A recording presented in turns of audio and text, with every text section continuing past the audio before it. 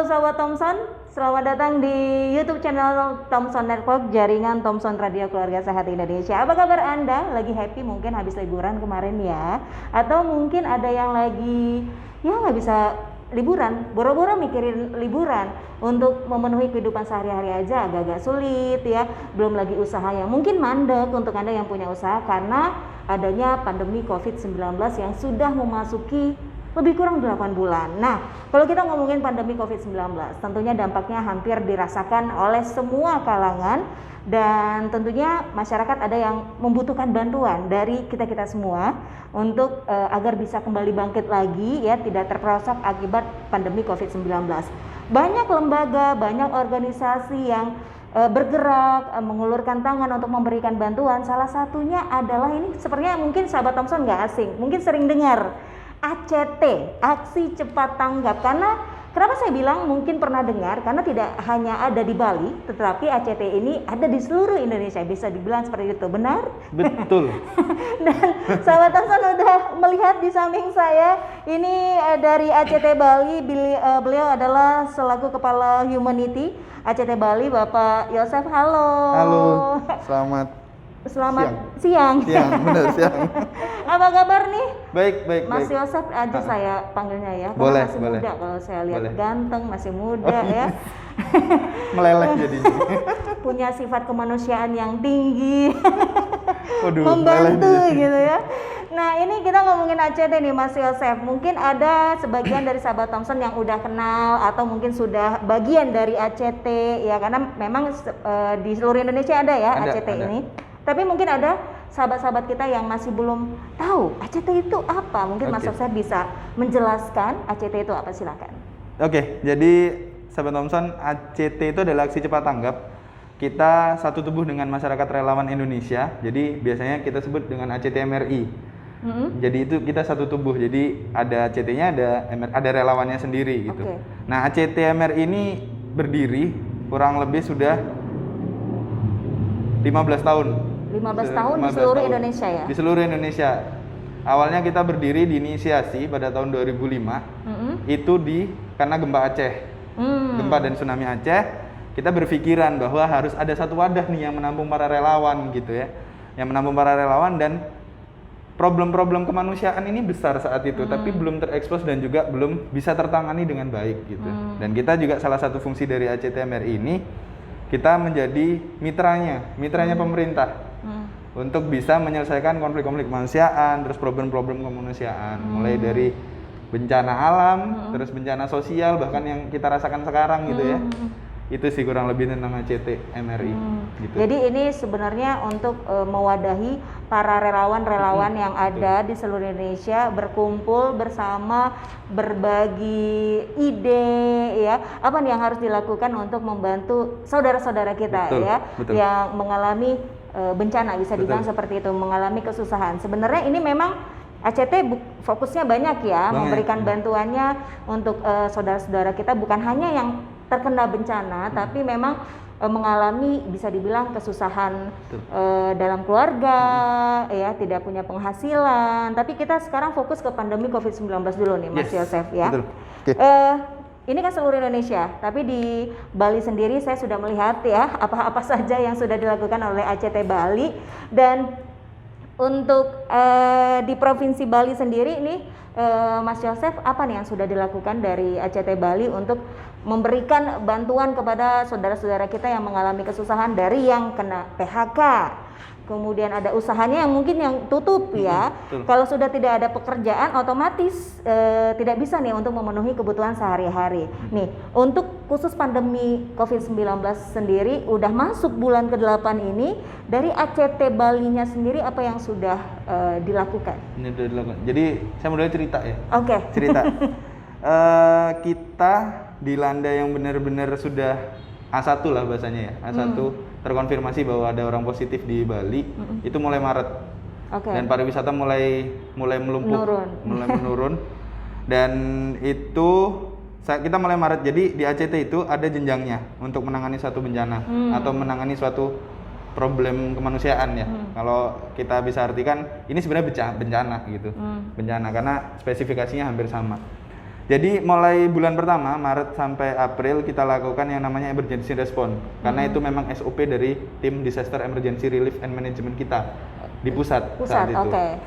Nah, kita jalankan itu emergency response dengan merespon segala kedaruratan yang ada, mulai dari kita semprot desinfektan, bagi-bagi masker, edukasi ke beberapa instansi, terus edukasi massal dari rumah ke rumah bahkan, dan juga di bulan kedua kita sudah mulai sadar, dan biasanya di bencana kita yang paling duluan nih melihat gitu ya. Kita sudah merencanakan, di bulan kedua ini akan pra recovery.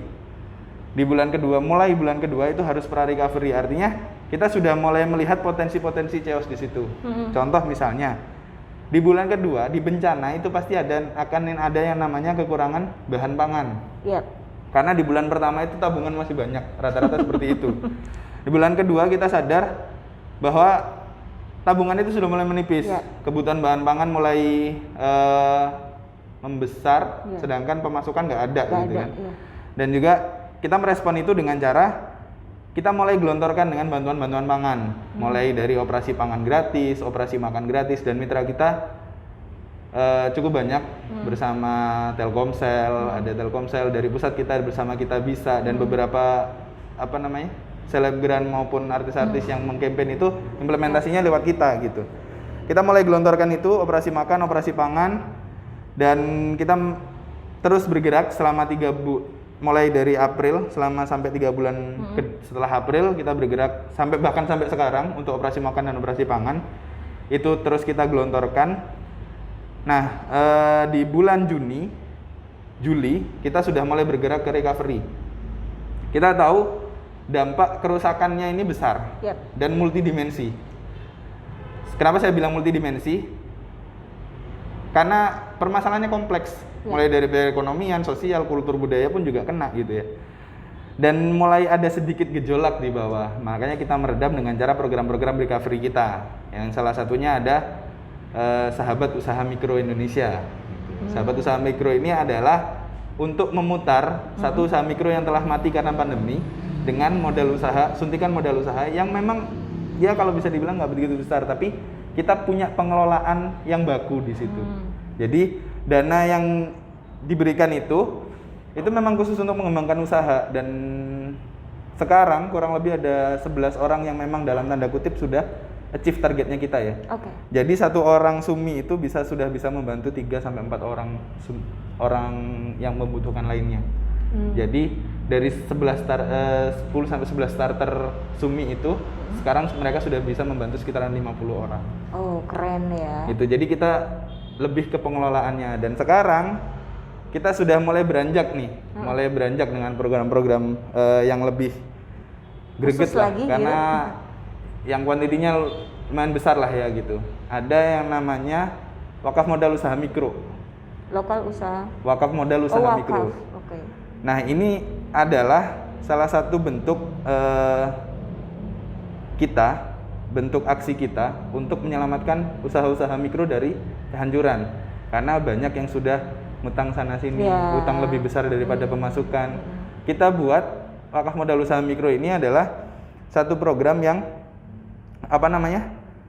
kita kasih modal usaha, tapi ketika kita kasih 2 juta, mereka mengembalikan 2 juta dalam tenor 12 bulan. Tapi itu harus setiap bulan mereka harus menyisihkan sendiri, mereka bersedekah di tempat yang sudah kita sediakan. Bahkan sekarang dari 10 orang yang dapat yang sudah kita kelola, sekarang sudah masuk di angka hampir 15-16an orang. Sudah baru dari hasil yang kita kelola itu tadi. Jadi itu yang recovery, dan juga ada lagi kita ada gerakan. Kalau itu kan program ya. Kita ada gerakan nasional seluruh Indonesia. Lumbung Derma Pangan. Lumbung Derma Pangan. Lumbung Derma Pangan ini adalah satu gerakan yang menstimulasi masyarakat dari lapisan atas untuk bisa peduli kepada orang lapisan bawah. Dengan cara kita memberikan rak-rak di posisi-posisi strategis, di tempat-tempat strategis. Orang-orang yang berbelanja di situ akan ngasih, dan orang yang butuh akan ngambil di rak tersebut. Kita sudah buat gerakan itu. Jadi menstimulasi orang-orang untuk peduli satu sama lain. Itu seluruh Indonesia ya? Seluruh Indonesia, kurang lebih ada di 20 provinsi. Baik. Jadi ini memang program yang awal sejak pandemi sudah terdeteksi nih di Indonesia, akhirnya mulai respon cepat dari ACT, namanya sudah ACT ya, aksi cepat tanggap, tentunya harus cepat, dan dari program pusat ya sama seluruh Indonesia harus melihat nih di tempat masing-masing seperti apa, kemudian baru diberikan bantuan untuk masyarakat yang memang sudah mengalami nih kesusahan karena banyak PHK khusus untuk Bali karena mayoritas pariwisata ya, dan pariwisata pun ditutup. Betul. Hampir 100% ditutup awal-awal ya. Jadi memang tidak ada sama sekali pendapatan tentunya. Tabungan habis, di situ ACT bergerak ya, di samping bantuan dari pemerintah tentunya ya, karena kan ACT nggak bisa bergerak juga tanpa bantuan dari segala lini, kalau saya bisa bilangnya masyarakat, pemerintah ataupun lembaga-lembaga lainnya, komunitas lainnya, itu kita bekerja sama ya ACT untuk memberikan edukasi bantuan kepada masyarakat. Kemudian sekarang memang zaman sudah mulai new normal ya, bisa dibilang itu mulai masuk lagi recovery-nya. Dan ini tadi salah satunya ada program dari nasional juga ya, Mas Yosef ya. Nah kalau untuk di Bali sendiri ada program khusus yang beda dari program nasionalnya ACT, karena kan setiap daerah pasti punya kondisi yang berbeda-beda, tergantung dari pendapatan mayoritas di suatu daerah pasti berbeda. Di Bali pariwisata yang masyarakatnya bertopang pada pariwisata, otomatis pariwisata tutup, tidak ada sama sekali pendapatan. Nah, khusus di Bali sendiri ada program khusus sendiri atau seperti apa nih Mas Yosef? Ada, jadi ada satu gerakan, sebenarnya gerakan masalnya di pusat itu namanya Bangkit Bangsaku. Bangkit Bangsaku. Tapi karena kita tahu ya prioritas utama di Indonesia itu kan ada 2 provinsi, Jakarta dan Bali yang harus diaktifasi dulu. Makanya kita galakan yang namanya Bangkit Baliku, Bangkit Bangsaku. Untuk bisa, karena kita pengen memberikan asa kepada orang luar maupun orang di Bali yang sedang terpuruk sekarang, dengan adanya program akumulatif Bangkit Baliku, Bangkit Bangsaku ini, mereka bisa menstimulus mereka untuk bisa bangkit gitu. Bahwa kalau Bali bangkit, Indonesia akan bangkit. Itu. Karena orang juga di luar sana banyak yang lebih mengenal Bali ya. Betul. Kalau ditanya untuk turis wisatawan asing gitu, agak tidak bisa membedakan Bali dengan Indonesia. Betul. Lebih mengenal Bali daripada Indonesia, dan pemerintah juga gimana caranya untuk meningkatkan pariwisata Bali dengan program-programnya juga ya, dari Kementerian Pariwisata dan Ekonomi Kreatif juga sudah mulai nih untuk gimana caranya menggeliatkan kembali pariwisata di Bali. Sudah mulai dibuka, kemarin sudah banyak libur panjang kemarin yang masuk ke Bali.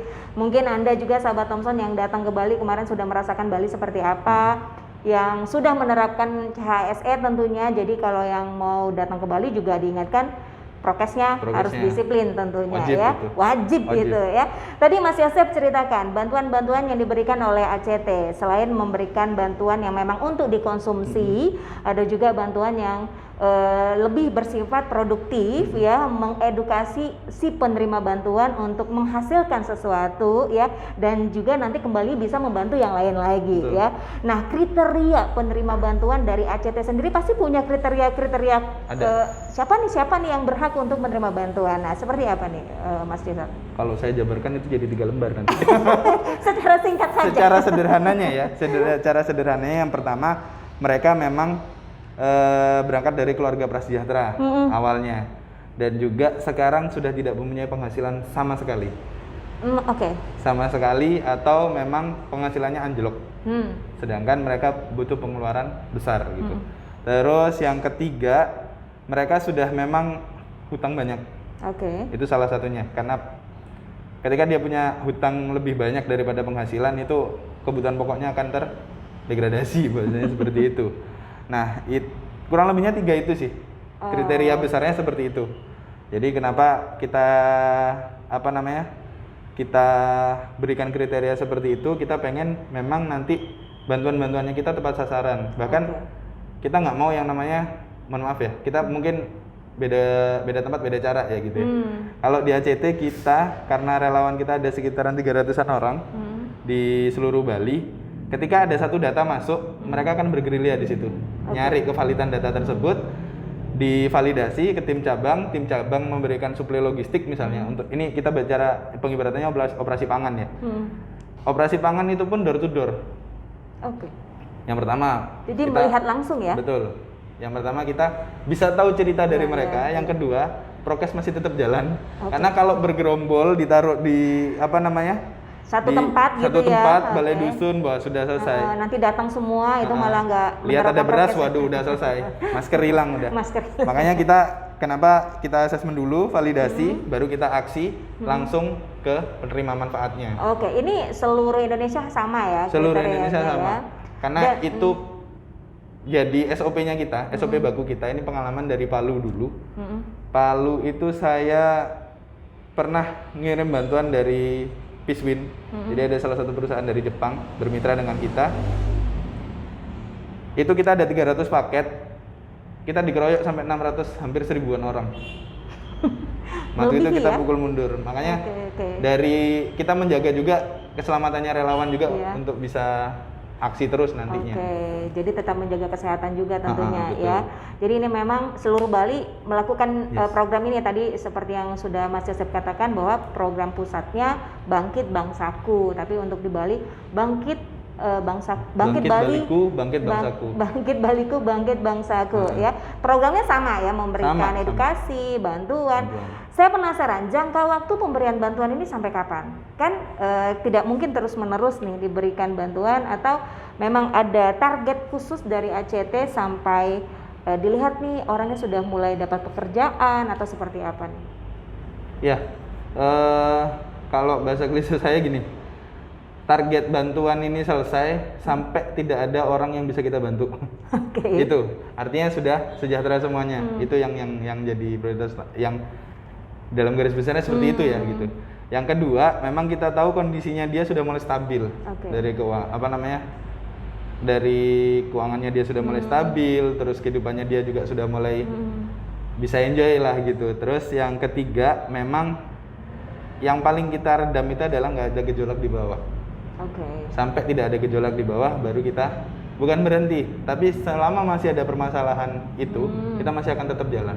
Jadi sampai kapanpun selama diberikan bantuan, baik itu untuk dikonsumsi ataupun untuk dikelola kembali, dari pihak ACT-nya selalu memberikan atau memantau kondisi yang dikasih bantuan tersebut berkala ya. Jadi tahu nih kehidupannya seperti apa, meningkat atau malah menurun seperti itu ya. Nah, kalau bentuk edukasi yang seperti apa yang diberikan ACT untuk masyarakat? Kalau bentuk edukasi untuk saat-saat ini ya, untuk 8 bulan COVID ini, kita lebih bagaimana cara mereka mengelola keuangan mereka sendiri di keluarga yang pertama, dan juga memisahkan antara keuangan keluarga dengan keuangan bisnisnya mereka agar bisnis mereka tetap jalan. Itu yang pertama. Yang kedua, mengedukasi mereka bahwa bukan mereka saja yang butuh bantuan. Kadang orang itu kan egonya tinggi. Saya mau dong bantuan, kan kemarin udah, saya butuh lagi sekarang gitu. Nah, kita coba edukasi bagaimana caranya. Ini loh masih ada yang lebih miris daripada kamu. Ya, jadi edukasinya lebih ke arah sana kalau sekarang untuk menghindari chaos-chaos yang ya sudah mulai ada percikan-percikan api lah ya sekarang gitu. Baik, gitu. Nah untuk harapannya sendiri nih Mas Yosef, dengan ada program Bangkit Baliku, Bangkit Bangsaku ini khusus untuk pandemi COVID-19 ya. Yang jelas pasti program-program ACT terkait dengan yang lain banyak ya. Nah, harapan dengan program saat ini apa nih Mas? Harapannya kami sama seperti harapannya pemerintah. Januari Bali sudah bisa dibuka. Januari tahun depan Bali sudah bisa dibuka untuk halayak ramai dan kembali menggeliat lagi apa yang jadi tulang punggung di Bali. Karena tulang punggung di Bali pariwisata, dan Indonesia tulang punggungnya adalah Bali. Jadi dari Bali bangkit, nanti Indonesia juga bisa bangkit. Harapannya seperti itu. Dan kita lagi benar-benar bekerja keras, nggak kenal waktu dengan teman-teman relawan di sini dan juga relawan-relawan yang lain dari lembaga lain. Bagaimana caranya terrealisasi di Januari ini sudah bisa Bali dibuka kembali. Yang jelas itu tidak bisa terwujud kalau hanya yang bergerak ACT sendiri. Betul. Ya. Ini semuanya dari pemerintah, swasta, komunitas, siapa aja mulai bergerak sama-sama memberikan bantuan, bukan hanya materi ya, bantuan seperti tadi Mas Yosef katakan, edukasi juga bisa diberikan dari ilmu-ilmu yang kita kuasai, ilmu marketing ya, atau ilmu yang lainnya yang bisa diterapkan untuk masyarakat untuk bisa bangkit lagi ya, tidak terpuruk dengan kondisi saat ini tentunya ya. Tadi kan Mas Yosef bilang relawannya banyak nih di Bali ya. Ini sebenarnya untuk jadi relawan susah nggak sih di ACT, seperti apa sih?